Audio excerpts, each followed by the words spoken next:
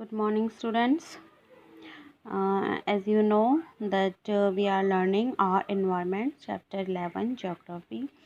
So in my previous video, I told you about the environment, what is environment and what are their components, and two types of environment, natural environment and human environment.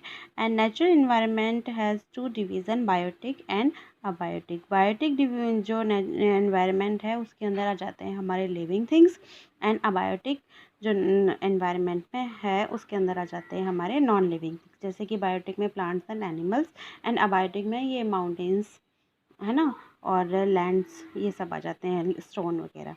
ठीक है।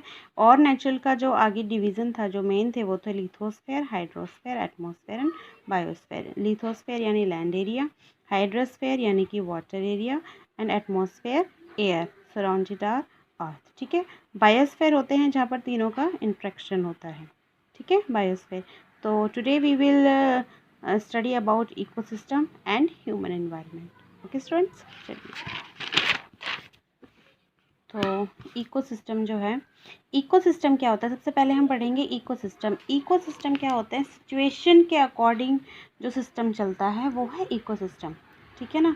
देखिए, the relationship between the living organism with each other और the relationship of living organism with their surrounding is called ecosystem. यानी कि जो living organism होते हैं उनका आपस में जो रिलेशन होता है। ठीक है। जैसे कि एक प्लांट है तो प्लांट को किस चीज़ की नीड होती है, प्लांट कैसे होते हैं ग्रो, जैसे कि आपने ये हमने 6th क्लास में भी पढ़ा था कि जो माउंटेन्स हैं वहाँ पर कॉनिकल शेप के प्लांट्स होते हैं। ठीक है। जहाँ डेजर्ट है वहाँ पर कैक्टस ज़्यादा होते हैं, थोर्नी होते हैं, बुशेस होते हैं। ठीक है ना। और जो वाटर है वहाँ पर कैसे होते हैं, एक्वाटिक प्लांट्स होते हैं। ठीक है। तो ये रिलेशनशिप जो होता है लिविंग ऑर्गेनिज्म का ईच अदर यानी कि हर एक चीज़ से, तो वो होता है इकोसिस्टम। ठीक है। वहाँ के जो और उसके चारों ओर का जो एरिया होता है उसको, जिसे हम सिचुएशन कहते हैं, जैसी वहाँ की सिचुएशन है उसके अकॉर्डिंग जो भी चीज़ होती है उसे हम बोलते हैं इकोसिस्टम। ठीक है। हर एक चीज़ का रिलेशन, तो वो आ जाता है इकोसिस्टम। ठीक है। जैसे कि, और ये जो इकोसिस्टम होता है ना बच्चे, इसमें कोई साइज़ नहीं होता, ये छोटा भी हो सकता है और ह्यूज भी हो सकता है। ठीक है, बड़ा भी हो सकता है। और लैंड वेजिटेशन और जो लिविंग ऑर्गेनिज्म होते हैं वो डिफरेंट डिफरेंट प्लेसेस के डिफरेंट डिफरेंट टाइप का उनका इकोसिस्टम होता है। जैसे कि मैंने अभी बताया आपको कि डेजर्ट का अलग होता है, फॉरेस्ट का अलग होता है, माउंटेन्स का अलग होता है। ठीक है। और इकोसिस्टम भी 2 टाइप से हो सकते हैं, ये आपका नेचुरल भी हो सकता है और मैन मेड भी हो सकता है। ठीक है। और जो इकोसिस्टम है इसमें क्या है कि जो इकोसिस्टम के बारे में जो पढ़ते हैं, जो स्टडी करते हैं, उसे हम बोलते हैं इकोलॉजी। क्लियर स्टूडेंट, ये था आपका इकोसिस्टम, यानी कि जो लिविंग ऑर्गेनिज्म का आपस में क्या होता है, एक रिलेशन होता है। ठीक है, ये होता है इकोसिस्टम। अब हम पढ़ते हैं ह्यूमन एनवायरनमेंट के बारे में। तो ये ज़्यादा लेंदी नहीं है, छोटा सा ही है। ठीक है। और इजीली आपको समझ में आ जाएगा। जैसे कि नेचुरल एनवायरनमेंट में क्या था, जो चीज़ें हमें नेचर से मिलती हैं, मैंने आपको उस दिन एक डायग्राम बनाया था, उसमें समझाया था जो नेचुरल थिंग्स जो हमें नेचर से ऑलरेडी मिली हुई हैं। और ह्यूमन एनवायरनमेंट को हम कह सकते हैं कि हम कहीं ना कहीं नेचर से छेड़छाड़ करके जो ह्यूमन का एनवायरनमेंट बना रहे हैं ना, वो ह्यूमन एनवायरनमेंट में आता है। ठीक है। देखो, these things are made by humans. ठीक है, ह्यूमन से मिलती है हमें। ठीक है, ये तो हमें पता ही है। It includes all the humans. इसके अंदर क्या आते हैं, ह्यूमंस आते हैं। देयर इंट्रैक्शन, उनका बीच में जो प्रकृति से छेड़छाड़ है, देयर एक्टिविटीज़। ठीक है। And their disturbance with the natures. ठीक है, ये आता है हमारा ह्यूमन एनवायरनमेंट के अंदर। ह्यूमन एनवायरनमेंट जो है, देखो ये क्या होता है, ये चेंज होता रहता है। जो ह्यूमन का एनवायरनमेंट है, देखो पहले क्या था कि ह्यूमन को अच्छी तरह से कुछ खाना पीना भी नहीं आता था। ये आपने हिस्ट्री में पढ़ा है कि हमें कुछ अच्छे से खाना पीना भी नहीं आता था। फिर धीरे धीरे क्या हुआ, उसने सोचा कि ये जो खाना है क्यों ना इसको पका के खाया जाए। जो ये वो मांस वगैरह जो लेते हैं, जो भी वो एनिमल्स को किल करते थे, क्यों ना इन्हें पका कर खाया जाए। फिर उसने आग जलाना सीखा। ठीक है ना। तो आग में उसने क्या किया, वो यूं ही रख देता था, आग में वो जलता रहता था। फिर उसने सोचा कि क्यों ना बर्तन बनाए जाए, ये बर्तन में डालकर पकाया जाए। फिर उसने बर्तन बनाए मिट्टी के। ठीक है, जो एक बार में ही यूज़ होके चले जाते थे। फिर उसने सोचा कि ये तो एक बार में ही टूट जाते हैं, तो क्यों ना मैं आयरन के बनाऊँ, जो टूटे ही ना, वो साफ़ करके दोबारा यूज़ है। फिर उसने आयरन के बनाना शुरू कर दिया। फिर धीरे-धीरे ये जो ग्रो होता गया, तो ये जो नीड्स के अकॉर्डिंग चेंज होते रहते हैं, वो ह्यूमन एनवायरनमेंट के अंदर अंदर आते हैं। तो ह्यूमन ने अब इतना सब कुछ चेंज कर दिया है, कहीं न कहीं नेचर्स के साथ खिलवाड़ भी है, ठीक है? तो इसमें क्या होता है, जो जैसे कि सिर्फ़ जैसे कि नेचर जो एनवायरनमेंट है उसमें हमें लैंड और एयर और वाटर मिलता है, लेकिन ह्यूमन एनवायरनमेंट में बहुत सारी चीज़ें आती हैं। सिर्फ़ इनसे ही हमारा काम नहीं चलेगा, आगे आने वाले समय में भी। और अभी आप देख रहे हैं, सबको रहने, खाने, पहनने, सबके लिए हर चीज़ की सुविधाएँ सबको चाहिए, ठीक है ना? सबको चाहिए कुछ ना कुछ इस तरह से, जैसे कि अपने ह्यूमन एनवायरनमेंट में ये सब आता है, ठीक है?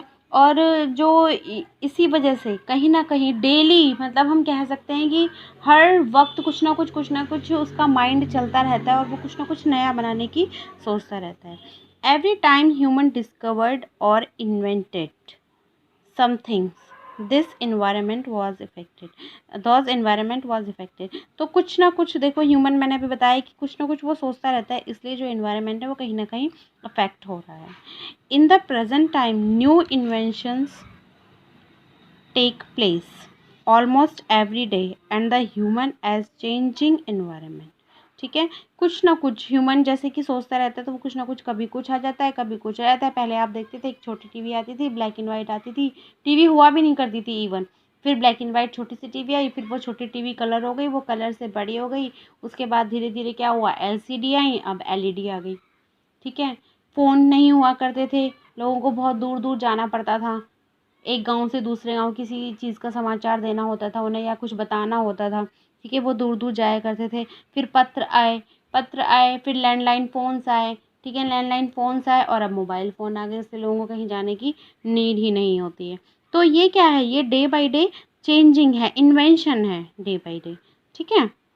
ऐसे ही ह्यूमन ने क्या शुरू किया, ह्यूमन ने शुरू किया, धीरे धीरे फार्मिंग स्टार्ट की थी। ये तो हमें पता ही है कि पहले से ही खेत हुआ करते थे, लोग अपना खाना, पहले तो उन्होंने कच्चा मांस खाते थे, वो जानवरों को पकड़ते थे, फिर उन्होंने खेती करना शुरू किया, ठीक है? तो लोगों ने इधर से उधर जाना शुरू कर दिया और अपने ग्रुप्स बनाने शुरू कर दिए, कॉलोनीज़ बनानी शुरू कर दी, ठीक है? फिर धीरे धीरे ह्यूमन को पता चला कि जो ये खेती हो सकती है, फार्मिंग हो सकती है, वो उसमें पानी बहुत ज़्यादा ज़रूरी है। मिट्टी तो थी ही थी, पानी बहुत ज़रूरी है।